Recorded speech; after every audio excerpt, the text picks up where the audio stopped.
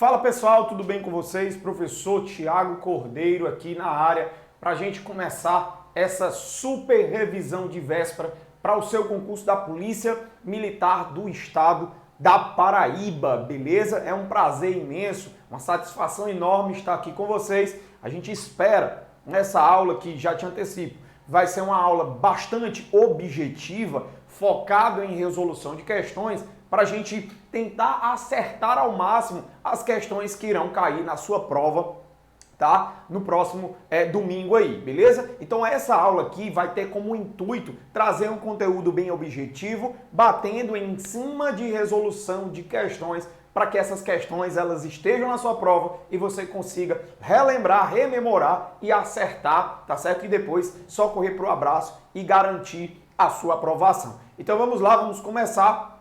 Deixa eu me apresentar antes de iniciarmos. Eu sou o professor Tiago Cordeiro, sou policial militar no estado do Ceará, tá? Então a gente está aqui para facilitar, para destrinchar o conteúdo e fazer você conseguir se dar bem na prova, beleza? Então, ó, deixa eu já colocar na tela aí, ó. Já antecipo para vocês também o meu contato através do Instagram, prof. Tiago Cordeiro, prof. Tiago Cordeiro. Esse daí é o meu contato do Instagram. A gente pode interagir por lá, você pode tirar dúvidas, mandar sugestões, estaremos inteiramente à disposição. Então, olho na tela, vamos começar. Já vamos para a nossa primeira questão. Quanto aos conceitos gerais sobre internet, assinale a alternativa correta. Olha o que ele traz aí pra gente, ele quer saber sobre internet. Vamos lá. A internet só pode ser acessada por meio de computadores de mesa? Errado, professor. Muito errado, certo? Muito errado. A internet só pode ser acessada por computadores de mesa? É claro que não. Inclusive hoje nós temos aí a chamada IoT, né? A internet das coisas, onde eu posso até mesmo conectar vários tipos de equipamentos com a internet, inclusive através de sensores. Beleza? Então, muito errado. Eu posso conectar, por exemplo, relógio inteligente à internet. Eu posso conectar vários objetos e vários dispositivos à internet. Tablet, celular, tá certo? Computador, notebook, computador de mesa, servidor, enfim. Beleza? Estamos vivendo a era da internet das coisas. Item A, errado. Vamos lá. B. A internet foi criada e desenvolvida pelos militares do século XXI. Errado, beleza? Foi desenvolvida em meados do século XX, no auge da Guerra Fria, tá? Professor, como é que essa internet ela foi criada?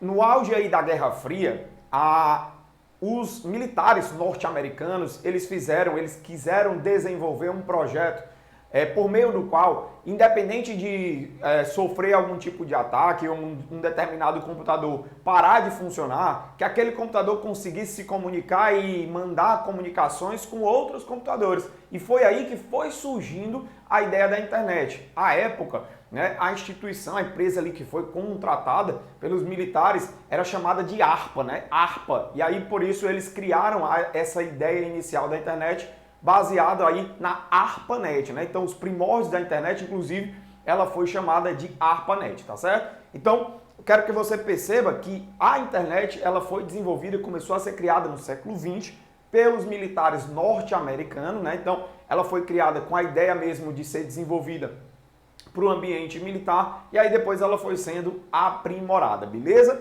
Show de bola, então esse item aí ficou errado. Item C, considera-se que a internet é um ambiente totalmente seguro? Pelo amor de Deus, professor, é claro que não.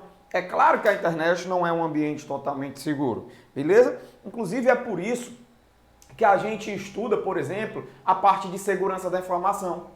É por isso que a gente estuda segurança da informação e é lá no conteúdo de segurança da informação, por exemplo, que a gente vai aprender quais são as ferramentas que podem ameaçar a informação, que podem ameaçar os princípios de segurança da informação. E lá nós vamos também aprender, além das ameaças, dos golpes, dos ataques, dos códigos maliciosos, lá nós vamos aprender as formas de defesa, os mecanismos de defesa, que existe o firewall, o IDS, o IPS, o antivírus, tá? Então, negativo. Eu jamais posso dizer que a internet é um ambiente totalmente seguro. Inclusive, mesmo em uma rede de computadores, que eu implemento técnicas, que eu implemento ferramentas de segurança, mesmo com tudo isso, eu não posso dizer que uma rede de computadores é 100% segura. Beleza? Show de bola, então, item errado também. Próximo, vamos lá. A internet é dirigida única e exclusivamente para o uso pessoal? Claro que não. Quer dizer, então, por exemplo, se eu, professor, quiser abrir uma empresa, tá? E conectar vários computadores com a internet por meio corporativo, por meio da minha empresa, eu não posso? É errado, tá certo? Não é só o uso pessoal, não. Uso pessoal, uso profissional, uso através também, como é que eu posso dizer, de empresas, né? Que é o uso corporativo, uso educacional. Então a internet, ela hoje tem uma infinidade de objetivos e finalidades, tá? Então quando a gente vem para cá, ó, olha o que o item está dizendo. A internet é um sistema global de rede de computadores interligados. Então esse aqui é o melhor conceito, tá? Quando falar de internet, você vai imaginar um conjunto de computadores espalhados pelo mundo inteiro. E esses computadores que estão espalhados pelo mundo inteiro, eles conseguem se intercomunicar através de um verdadeiro conglomerado, através de um verdadeiro conjunto de redes interligadas no mundo todo. Beleza? Então essa é a ideia da internet. Vamos lá? Seguindo, primeira questão, gabarito, item E. Segunda, leia a frase abaixo referente à navegação na internet. Embora os computadores conectados à internet utilizem o endereço traço para localização e troca de informações, os usuários utilizam nomes amigáveis. Os nomes amigáveis são chamados de traço. Vamos lá, pessoal, ó. Quando a gente fala em endereço que são utilizados pelos computadores, existe um endereço chamado de endereço IP. Coloquei aí, ó, endereço IP. Professor, para que serve esse tal? Para que serve esse tal de endereço IP? O endereço IP, pessoal, ele serve para localizar um computador numa rede. Localizar. Ele vai localizar e endereçar um computador que esteja conectado na rede, tá? Como se fosse um carteiro. Quando o carteiro vai entregar uma carta, ele precisa saber qual é o código postal para ele saber onde ele deve entregar a carta. O endereço IP é da mesma forma. É o endereço que vai fazer você conseguir ter um endereço, o seu computador ter um endereço e ser localizado por outros computadores dentro da rede.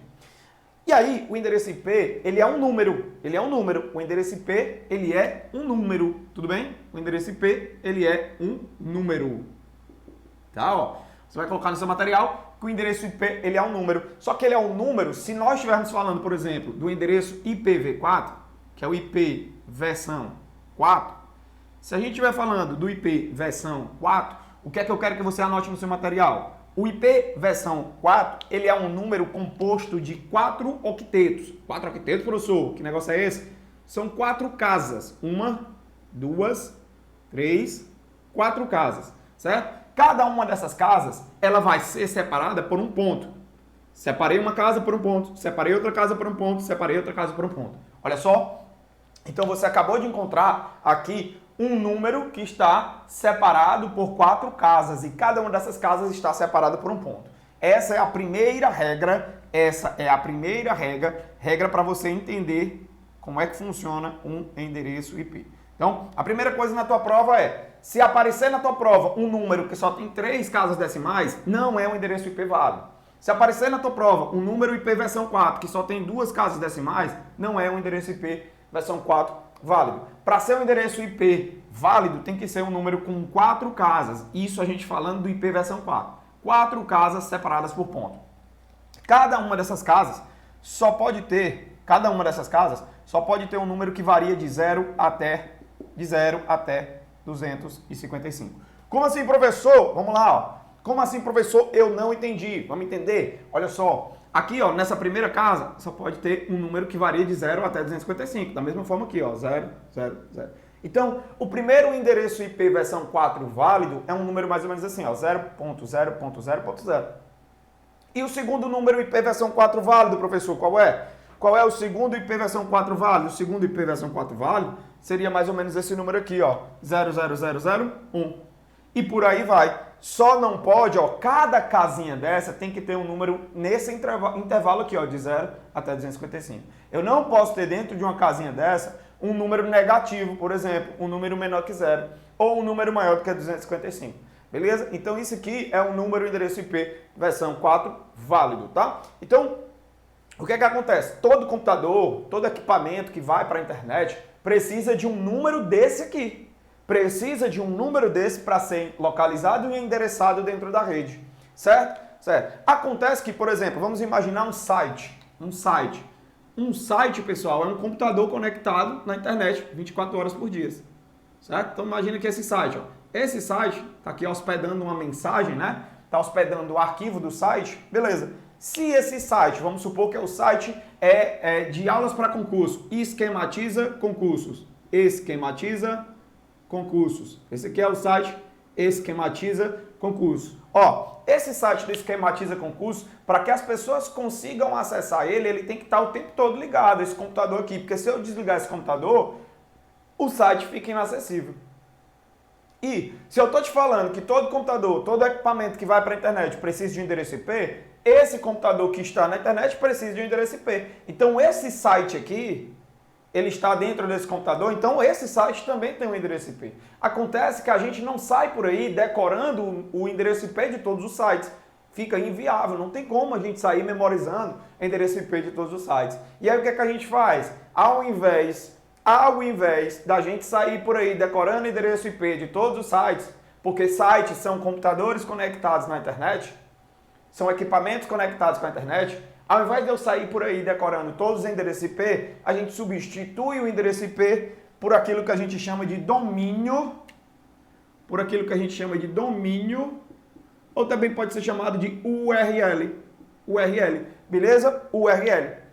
Então olha para a questão aí, olha o que a questão está mencionando, ó. Olha o que ela diz, ó. Embora os computadores conectados à internet utilizem o endereço IP, para localização e troca de informações, os usuários utilizam nomes amigáveis. Os nomes amigáveis, pessoal, são as URLs. Como é que ficou, professor? IP e URL, gabarito, item C. Próxima questão. Vamos lá, terceira. Olha o que ele diz. Em um aplicativo de navegação, browser é a mesma coisa que navegador. A sigla técnica dada ao endereço eletrônico que digitamos para encontrarmos um site é denominado de, já falamos, é o nome amigável. O nome amigável de um endereço eletrônico, o nome amigável de um site é URL ou domínio. E todo site tem um endereço IP. Só que a gente não sai por aí decorando o endereço IP de todos os sites. A gente decora o quê? A URL ou o domínio do site. Beleza? Show de bola. Então, URL ou domínio são os nomes amigáveis de um site. Beleza, pessoal? Tranquilo? Professor, vamos lá. Não é o endereço IP. Não é endereço IP. Professor, o que é esse tal de blog aí? Blog, pessoal, blog é uma página web, é uma página dentro de um serviço da internet, dentro do serviço web. Só que é uma página onde as pessoas conseguem interagir postando, publicando conteúdos dos mais diversos assuntos. Por exemplo, publicando conteúdos do que aconteceu durante o seu dia, certo? Então essa não é a ideia de blog, tá bom? Professor, e esse tal de TCP aí, TCP? TCP, galera, é um protocolo da camada de transporte que é responsável por enviar os pacotes de mensagem. Ele envia um pacote, ele mantém uma comunicação com o servidor, aí pergunta assim, ó, ei, servidor, você está me ouvindo? Aí o servidor vai dizer, opa, estou te ouvindo. Ah, servidor, é o seguinte, eu quero te enviar alguns pacotes de mensagem, eu posso enviar? Aí o servidor vai dizer, pode sim, pode enviar. Aí ele começa a encaminhar os pacotes. Então, o TCP, na sua prova, quando cair, quando aparecer esse termo, você vai dizer que o TCP é um protocolo da camada de transporte responsável por enviar pacotes com segurança, porque ele é orientado à conexão, ele estabelece uma comunicação prévia com o servidor antes de enviar os pacotes de mensagem. Tudo bem? Diferente do UDP. O UDP, que também é um protocolo da camada de transporte, o UDP, ele também envia os pacotes de mensagem, só que ele não estabelece uma comunicação prévia, ele já sai enviando os pacotes. E se os pacotes ficarem perdidos, ou se os pacotes não forem recebidos, ele não quer nem saber, porque ele não estabelece uma conexão prévia com o servidor. Ele é não orientado à conexão e o TCP é orientado à conexão. Beleza? Vamos lá, então, próxima questão. Quarta, são pequenos arquivos criados quando visitamos um site na internet e que no acesso são salvos no nosso computador, pelo navegador. São arquivos que contêm informações que ajudam a identificar o visitante. Os objetivos destes arquivos são para personalizar a página de acordo com o perfil ou para facilitar o transporte de dados entre as páginas de um mesmo site. Esses arquivos recebem o nome de... Galera, é o seguinte, ó, o que é que essa questão ela está falando, pessoal? Toda vez que a gente navega na internet utilizando os browsers, né, os navegadores, como é que acontece a nossa navegação, as nossas formas de acesso? Funciona da seguinte forma, galera, ó. Imagina que você acabou de entrar num site. Esse site, ele joga um cookie dentro do seu computador, joga um cookie no seu navegador e aí você acaba de manter uma comunicação com esse site e esse site, a partir de agora, quando ele joga um cookie no seu navegador, ele vai estabelecer dizendo para o seu navegador, você está vendo? É isso aqui que o seu usuário gosta de acessar. E aí o navegador começa a entender quais são as suas preferências de navegação, porque foi jogado um cookie dentro do seu navegador, dentro do seu computador. Tá? Então, na prova, pessoal, o que é o cookie? O cookie é um arquivo de texto que os sites encaminham para o seu navegador, encaminham para o seu computador, e aí o seu computador, através do navegador, armazena esse cookie e a partir de agora, sempre que você for utilizar aquele navegador, o navegador já vai entender quais são as suas preferências de navegação. O que é que você gosta de acessar habitualmente? Por quê? Porque lá dentro do seu navegador já tem um cookie. Quando o navegador vai acessar a internet, ele lembra do cookie, aí ele vai olhar um relatório lá, que é um arquivo de texto, e diz assim, ó, tá aqui, as preferências de navegação desse usuário são essas. Por exemplo, se você parar para pensar, na prática, isso acontece em vários sites. Eu vou te dar só um exemplo para você entender. Você já deve ter passado pela situação, por exemplo, de estar acessando o YouTube. Você está acessando ali o YouTube, acessa um vídeo, assiste uma videoaula, por exemplo, e aí você sai do YouTube. Assim que você acessou aquela videoaula, o YouTube joga um cookie, um arquivo de texto dentro do seu navegador. Esse arquivo vai ficar hospedado, guardadinho no seu computador. E aí, quando você retornar e utilizar aquele navegador novamente, o navegador vai ler o cookie e vai entender, opa, esse usuário aqui, quando ele estava acessando o YouTube, ele gostava de acessar videoaulas de concurso. E aí, quando você retornar para o YouTube vai dizer assim, ó, ei, vídeos recomendados para você, videoaula de concurso. E aí, professor, vídeo recomendado para mim? Como é que o YouTube sabe quais são os vídeos recomendados para mim? Porque na conexão anterior, ele estabeleceu, ele jogou um cookie dentro do seu computador para armazenar as suas preferências de navegação. Olhando para a questão, olha o que ela diz aí, ó. Os objetivos desse arquivo são para personalizar a página de acordo com o perfil, para facilitar o transporte de dados entre as páginas. Ó. Então, olha o que ele fala, ó. São arquivos que contêm informações que ajudam a identificar o visitante, suas preferências de navegação. Item B, cookies, beleza? Show de bola. Adwares e spywares, certo? São considerados códigos maliciosos, são considerados malwares, beleza? O adware é um código malicioso do tipo espião, certo? Que vai ficar enviando, entupindo o teu computador de propagandas para monitorar se tu está clicando naquelas propagandas, se tu está comprando algum produto através daquelas propagandas. Beleza? E o spyware é um programa também malicioso, é um código malicioso do tipo espião, que vai espionar todas as atividades que você realiza no seu computador. Show de bola, vamos lá, seguindo, próxima questão. Quinta, quando uma página na internet está desatualizada, deve-se utilizar a seguinte tecla de atalho para recarregá-la. Pessoal, se eu quero carregar a página, a tecla de atalho é a F5. Tecla de atalho F5. Portanto, para carregar a página. Tudo bem? Show de bola. Claro que existem, tá? Existem várias outras teclas de atalho que você precisa também levar para a prova. Deixa eu colocar, vou colocar aqui algumas teclas de atalho para vocês, ó. Vamos lá. Olha essas teclas de atalho aqui, ó. F1, ajuda, para entrar no menu de ajuda. F3, para colocar, para pesquisar na página. Você vai conseguir pesquisar na página, tá certo? Ó, beleza? Show, né?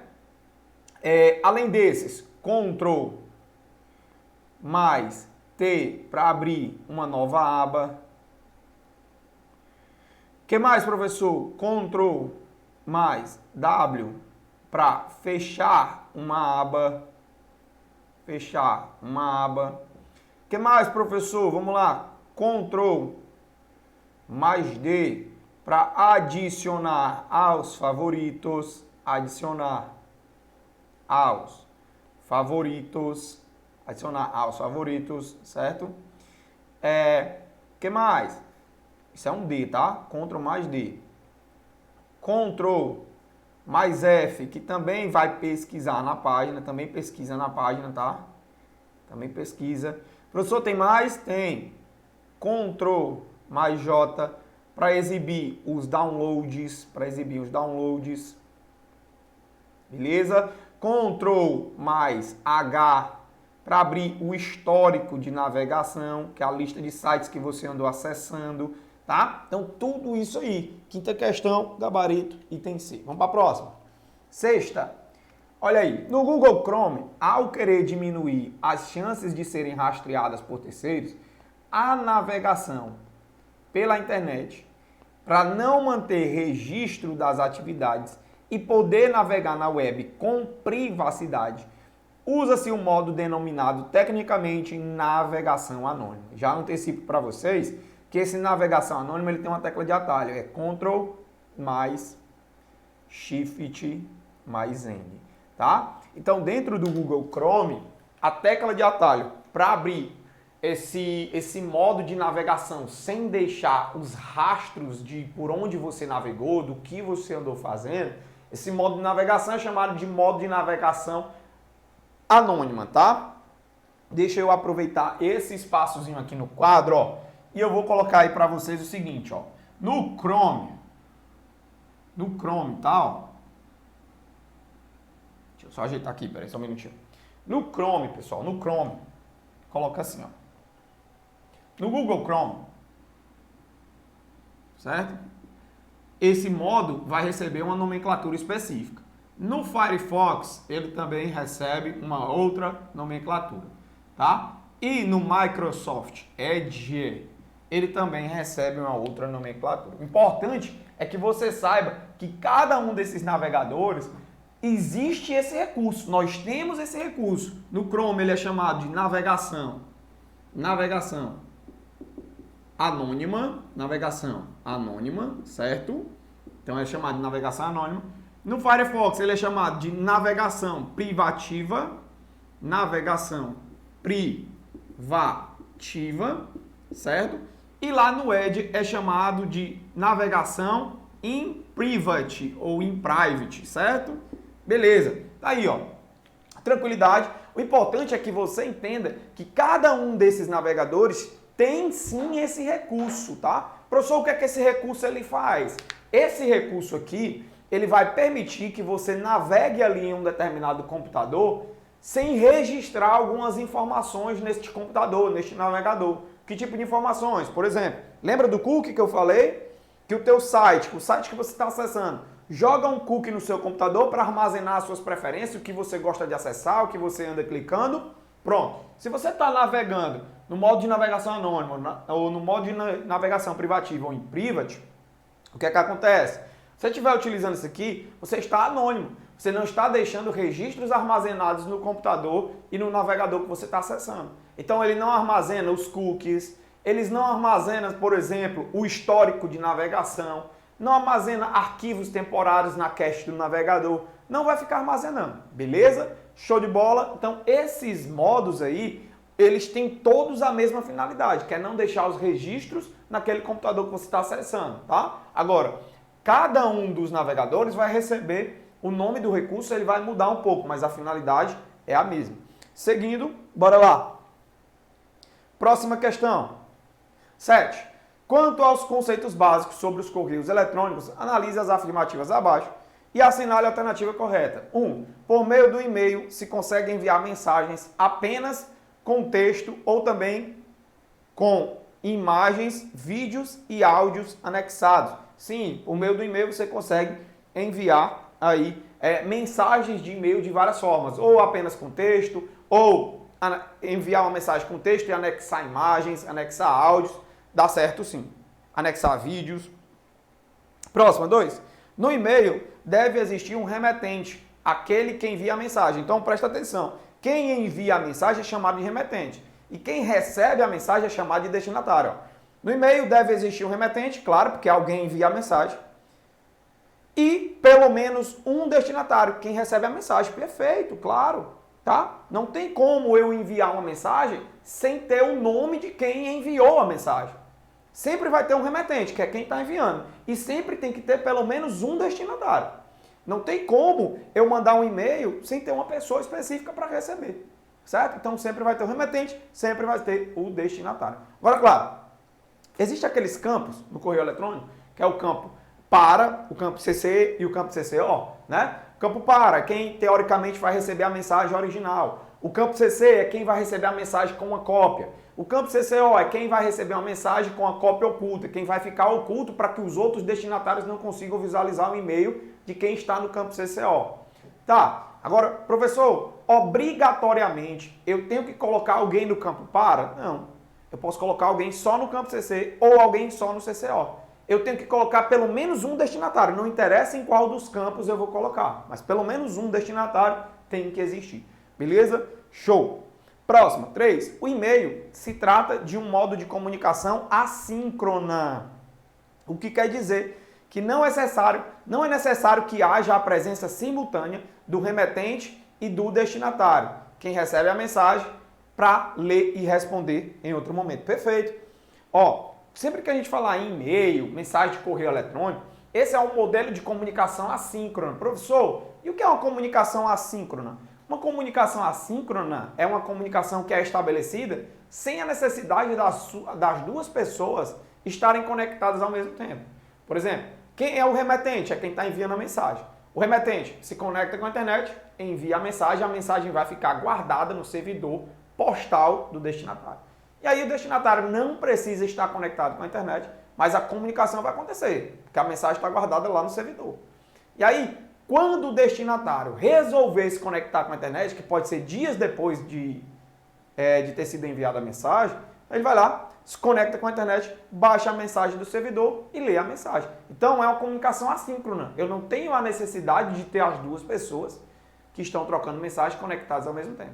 Quando existe a necessidade dos dois estarem conectados ao mesmo tempo, aí a gente chama de comunicação síncrona. Por exemplo, um chat. Num chat, mensagens de chat, que é em tempo real, precisa que as duas pessoas estejam conectadas ao mesmo tempo. Então, conexão síncrona. Mensagem de e-mail, assíncrona. Não precisa das duas pessoas conectadas ao mesmo tempo. Então, os 3 itens aí da nossa questão estão corretos, beleza? Então, eu marco o quê, professor? Na 7ª questão, 1, 2 e 3 são tecnicamente verdadeiras. Próximo. 8ª. Quanto à temática correios eletrônicos, analise as afirmativas abaixo e assinale a alternativa correta. Um exemplo de web e-mail, o que é o web e-mail, professor? Web e-mail é o e-mail, certo? É uma forma de mandar e-mail que você manda o e-mail pelos navegadores, pelos browsers, sem ter a necessidade de instalar um software de correio eletrônico específico. Você só entra no site www.algumacoisa.com e entra lá no servidor de e-mail e já envia e recebe as mensagens. Essa é a modalidade web e-mail. Você envia e recebe mensagens de e-mail sem a necessidade de baixar e instalar no seu computador um software específico para e-mail. Certo? Tá. Então olha o que ele diz aí, ó. Um exemplo de web e-mail é o Gmail, que permite o envio de e-mail por um navegador. Perfeito, correto. Exatamente. Nós temos inclusive o site, né, www.gmail.com. E aí você consegue enviar e receber mensagens através do navegador. 2. Todo aplicativo de correio eletrônico é também um navegador? Não, aí aqui ele exagerou, né? Diferente, tá? Aplicativo de correio eletrônico é uma coisa. Você baixa o aplicativo de correio eletrônico no seu computador, instala esse aplicativo e aí você começa a enviar e receber mensagens. Agora, navegador é outra. Eles são serviços diferentes. Um deles vai ser um serviço específico para enviar e receber mensagem de e-mail, que é exatamente o aplicativo de correio eletrônico. Agora, os navegadores, não. Os navegadores, eles são aplicativos para fazer você acessar a web e não simplesmente mensagem de e-mail, tá? Então, tem aí finalidades diferentes, beleza? Seguindo. 3. No pacote Microsoft Office, o aplicativo de correio eletrônico é o Outlook, perfeito, sim. Dentro do pacote Office, a gente não tem só o Word, o PowerPoint, o Excel, não, tá? O pacote Office ele é bem mais amplo, bem mais completo. Nós temos um software para gerenciar banco de dados, nós temos um software para enviar e receber mensagem de e-mail, que é exatamente o Outlook. Tudo bem? Beleza? Então o item 3 ficou correto. Professor, como é que ficou aí, hein? Apenas o 1 e o 3 estão corretos, ó. Gabarito, item C. Próxima questão, 9. Olha aí o que ele menciona pra gente. Assinale a alternativa que preenche corretamente a lacuna. Em muitos aplicativos de correio eletrônicos aparece a abreviatura em língua portuguesa, CCO. CCO, pessoal, com cópia oculta. Olha só, deixa eu voltar para cá na tela com vocês. Quando você coloca um e-mail no campo CCO, esse e-mail que está dentro do campo CCO, ele vai ficar oculto para as outras pessoas que estão envolvidas na mensagem. Certo? É exatamente essa a ideia. Por isso CCO, com cópia oculta. Cópia carbono oculta. Certo? Então, a pessoa que o e-mail dela foi inserida dentro do CCO, ela recebe uma cópia da mensagem e fica oculta para os outros remetentes, para os outros destinatários da mensagem. Beleza? Então, vamos ver aí o que ela está dizendo. Ó. Ao utilizar esse recurso, permite que todos que recebem o e-mail, consigam ver, pelo contrário, os outros não vão ver. B. Permite encaminhar o e-mail para mais de uma pessoa sem que ela saiba que a outra esteja recebendo a mesma mensagem. Acompanhar o e-mail sabendo se o destinatário efetivamente recebeu a mensagem? Não. Não é essa a alternativa. O que seja utilizado para apagar o e-mail encaminhado depois que o emissário enviou? Não, também não. Então olha aqui o item B, ó. Você vai encaminhar um e-mail para mais de uma pessoa sem que ela saiba que a outra esteja recebendo a mensagem. Exatamente. Porque quem está dentro do CCO, quem está dentro do campo CCO, os e-mails que estão dentro do CCO, as outras pessoas não vão saber que a pessoa que está dentro do CCO recebeu a mensagem, porque ela fica oculta e aí ninguém vai visualizar. Beleza? Show de bola. Seguindo. 10. Nas últimas versões do sistema operacional Windows, já vem incluído um programa antivírus. O nome desse programa é, galera, Windows Microsoft Windows Defender Antivírus. Tá certo? Então, olha só, muita gente não sabe, mas, por exemplo, ó, você quando instala o Windows 10, certo? De forma nativa, dentro do Windows 10 já vem um antivírus muito bom, certo? Que é o Microsoft Windows Defender Antivírus. Certo? Inclusive, deixa eu trazer mais uma observação para vocês. Esse software, a partir do Windows 10, ele é um pacote completo. Ele é um pacote de segurança. Tá? Ele não é apenas mais um antivírus. Ele passou a ser antivírus e firewall. Antivírus e firewall. Então, o Windows Defender é antivírus. Ele é, além de ser antivírus, além de ser anti-spyware, ele também é um exemplo de firewall. Tá certo? Beleza? Então, por exemplo, não precisa você sair por aí procurando softwares antivírus gratuitos, porque a Microsoft, a partir do Windows 10, ela já disponibilizou de forma nativa um software antivírus completo para você que adquiriu a licença de uso do Windows 10. Beleza? Show! Seguindo, então, ó. 11. Analise as afirmativas abaixo em relação aos conceitos básicos do sistema operacional Windows. O Windows é compatível com a ampla gama de dispositivos de hardware, assim como de software. Perfeito, certo? Sim, o sistema operacional Windows ele é compatível com vários tipos de equipamentos, beleza? E também compatível com vários outros tipos de programas. Hoje, a grande maioria dos programas de computador, eles são desenvolvidos para o sistema operacional Windows, tá? Até porque as pessoas sabem que o sistema operacional Windows ainda é um dos mais utilizados nos computadores, tanto de empresas como também computadores domésticos. Show? Seguindo. 2. Existe uma grande quantidade de softwares e aplicativos compatíveis com o Windows, disponíveis na internet para download, incluindo muitos gratuitos. Sim, a gente acabou de mencionar, inclusive, isso, né? A gente acabou de mencionar isso também. 3. O Windows não é mais propenso a vírus e outros tipos de malware, devido à sua popularidade ao grande número de usuários. Errado, tá? Pelo contrário. Como o Windows é um dos sistemas operacionais mais populares, ele é um dos que é mais alvo de ameaças na internet, tá? Os programadores, desenvolvedores, né, os hackers, os crackers, eles vão tentar exatamente programar, desenvolver aplicações, códigos maliciosos, ameaças e golpes para esses ambientes operacionais do Windows, porque eles sabem que muitos computadores ainda utilizam esse sistema operacional.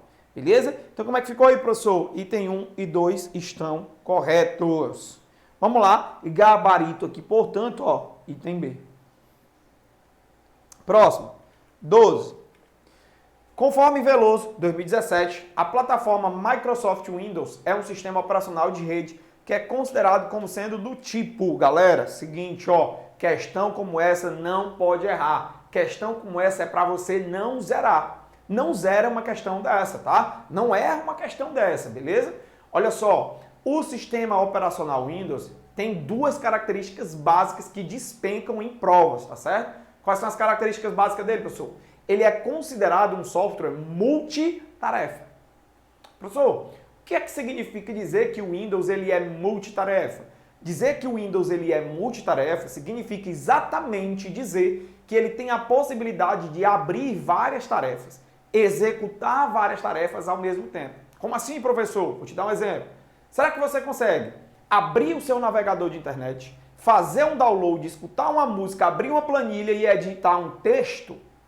Pode ou não pode? Pode, professor. Então, a esse recurso, a gente chama essa característica de ser um sistema operacional multitarefa. Você consegue realizar várias tarefas dentro do ambiente Windows ao mesmo tempo. Então, Windows multitarefa. Professor, será que o Windows é monousuário ou multiusuário? Multiusuário. Por que, professor, que ele é multiusuário? Porque dentro do Windows você pode cadastrar várias contas de usuário, uma para cada pessoa diferente dentro da sua casa, por exemplo.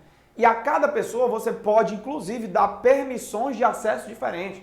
Cadastrar usuário, cadastrar senha diferente para cada pessoa. Então ele é multiusuário também. Beleza? Então como é que ficou aí, professor? O nosso gabarito, ó, multiusuário e multitarefa. Gabarito item C. Próximo. 13. Quanto aos conceitos básicos de arquivos, pastas e programas, analise as afirmativas abaixo e dê valores verdadeiro ou falso. E assinale a alternativa que apresenta a sequência correta de cima para baixo. Vamos lá. Olha o que ele traz. Ó. Primeiro, uma vez criado um arquivo dentro de uma pasta, jamais poderá ser renomeado. Falso. Eu posso sim, tá? Inclusive existe até uma tecla de atalho. Você clica em cima do arquivo, pressiona a tecla F2 e você consegue renomear. Muito falso esse item. Os diretórios são programas para armazenar arquivos de forma compactada. Diretórios, pessoal, são pastas e não programas. Diretórios são pastas e não programas. Falso também. 3. Uma pasta pode conter no máximo 16 arquivos. Não existe essa limitação. Falso também. Tá? Então, dentro de uma pasta, você pode conter outros arquivos e outras pastas sem limitação de quantidade. Falso. Tudo falso, ó. Gabarito item E. Próxima questão, 14. No sistema operacional Windows, as teclas de atalho que permitem alternar entre aplicativos abertos, alternar entre janelas, é ativada por meio do acionamento simultâneo das teclas Alt mais Tab. certo? Então essa teclinha aí, Alt mais Tab, é uma tecla já bastante conhecida, bastante batida em questões de concurso. Mas não é porque é batida que parou de cair, não. As questões ainda cobram, tá? Como é que eu faço, professor, para alternar entre janelas? Sair de uma janela e ir para outra de uma forma bem rápida, bem precisa. Alt mais Tab, ó. Você fica alternando entre janelas. Próxima. 15. Determinado professor registrou as notas que compõem a média final de seus alunos, conforme a planilha a seguir. Olha o que ele traz. Trouxe aí uma planilhazinha, beleza? Para você, tá? Para você calcular a média dos alunos. Vamos lá, vamos calcular então aqui, ó. Olha o que ele diz aí, ó. Ele diz, ó, ele trouxe, né? Prova A, prova B, prova C. Aluno 1, aluno 2, aluno 3, aluno 4. Aí ele fala, ó, assumindo que a planilha foi criada no Microsoft Excel em sua configuração padrão e considerando que todas as provas têm o mesmo peso na composição da média, assinale a alternativa que demonstra a fórmula que o professor deve escrever para saber a média final do aluno. Galera, vamos lá, deixa eu voltar aqui, ó. Se o aluno tem 3 notas, 1, 2, 3. O que é que acontece? Sempre para tirar a média, eu vou somar todos os valores. Se eu somar 3 valores, eu somo os 3 e divido por 3. Isso é o cálculo de qualquer média aritmética. Se eu somar, volta aqui para mim, ó. Se eu somar 4 valores, eu somei 1, 2, 3, 4 valores, somei os 4, divido por 4. Se eu somei 5 valores, eu somo os 5 valores, divido por 5. Se eu somei 6, eu somei os 6 valores, divido por 6. Sempre vai ser dessa forma. Média aritmética é isso. Beleza? Então, voltando para a questão, ó. Se ele quer tirar a média do aluno 3, ó. Se ele quer tirar a média do aluno 3, como é que ele vai fazer isso aqui, ó? No caso, é essa linha aqui, ó. No caso, é essa linha aqui, ó, que ele vai ter que somar. Tá? É esse intervalo de células aqui, ó. Ele vai somar, ó. B4 mais C4 mais D4. Então, ele vai somar assim, ó. Sempre ele tem que colocar o igual no início, porque qualquer fórmula tem que começar com igual. Se você não colocar o sinal de igualdade no início da fórmula, o Excel ou o LibreOffice Calc não vão entender que você está inserindo uma fórmula na célula. Sempre que você for colocar uma fórmula dentro de uma célula, você tem que iniciar com o sinal de igualdade. Se você não colocar o sinal de igualdade, o Excel, o Calc, não entendem aqueles números que você colocou ali como sendo uma fórmula. Tá bom? Beleza? Então, a primeira observação é, sempre que vai começar uma fórmula, tem que iniciar com igualdade. Então, o que é que você já sabe? Se tiver algum item aí que não inicia com o sinal de igualdade, esse item já está errado. Beleza? Beleza, mas vamos lá, voltando para cá, ó. Então, eu quero somar quem, professor? Eu quero somar, ó.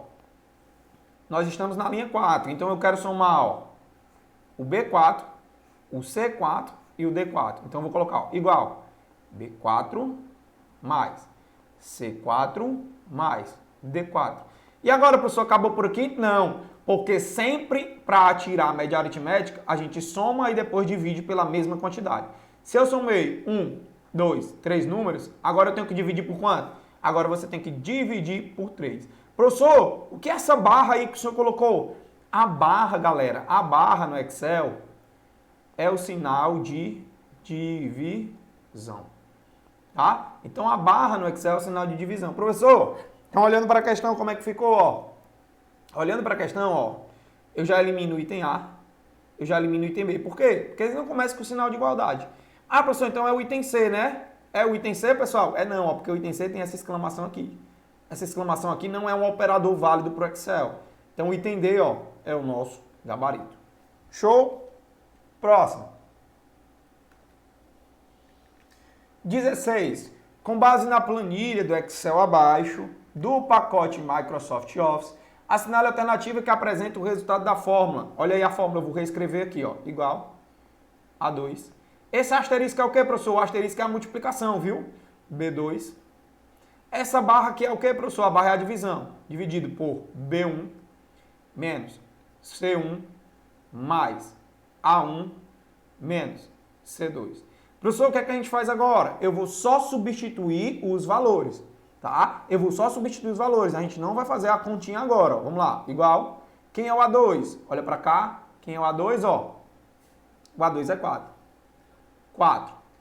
Asterisco é multiplicação. Multiplicado por quem? Multiplicado por B2. Quem é o B2? É o 5.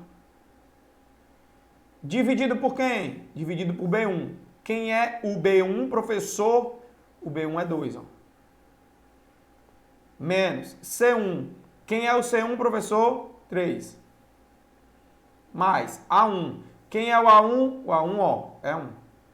Menos C2. Quem é o C2? C2 é 6. Agora é só a gente substituir, pessoal. Vamos lá, ó. 4 vezes 5 dá 20. 20 dividido por 2, menos 3, mais 1, menos 6. Quanto é 20 dividido por 2, hein? 20 dividido por 2 é igual a 10. 10 menos 3, mais 1, menos 6. Quanto é 10 menos 3? 7. Mais 1, menos 6. Quanto é, pessoal? 7 mais 1? 8. Menos 6. Isso aqui dá igual a quanto? Quanto é 8 menos 6? 2. Gabarito, item D. Beleza? Só cálculo, galera. Só cálculo, tá? Só cálculo. Beleza, vamos para a próxima. 17. Com base na planilha do Excel abaixo, do pacote Microsoft Office, assinale a alternativa que apresenta o resultado da fórmula. Ó, essa fórmula aqui, ela trouxe uma função dentro, ó, igual média. Igual média. Aí, ó, abre os parênteses. De A2, esses dois pontos aqui você lê como se fosse o até. Até C2. Fechou o parênteses. Aí, não acaba por aí. Depois que você tirar a média, você vai lembrar de multiplicar por B1 menos A1 mais C1. Então, vamos primeiro separar isso daqui. Vamos separar. Vamos primeiro tirar a média. Tira a média, depois multiplica. Vamos lá. Quanto é a média de A2 até C2? Quanto é a média de A2 até C2? Quem é o A2 até C2?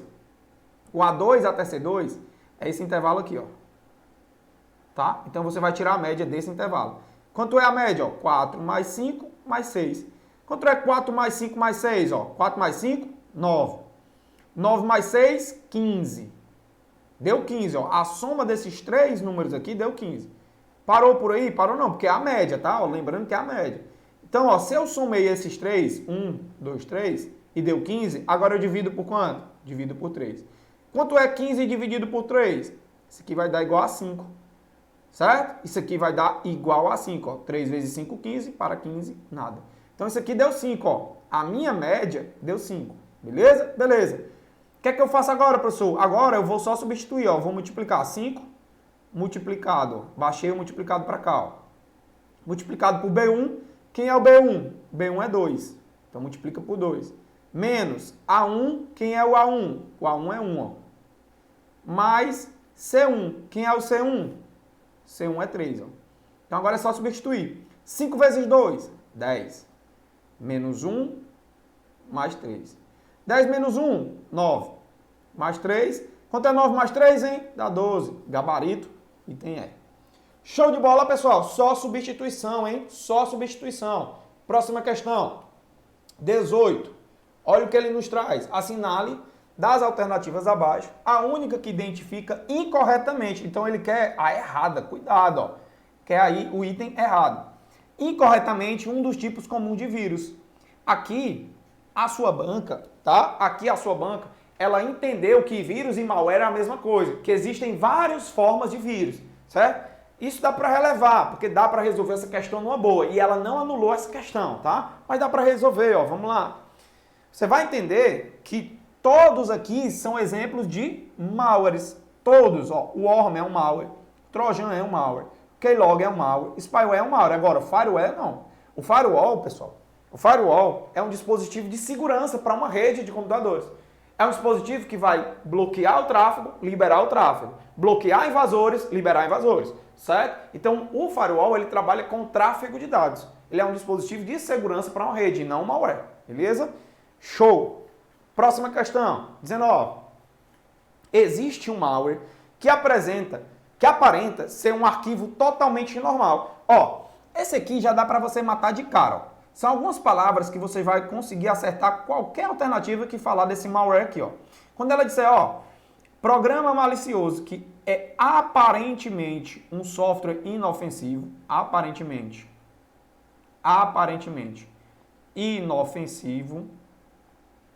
Sempre que ela falar isso, você já mata essa questão. Aparentemente inofensivo. Possui uma ação legítima.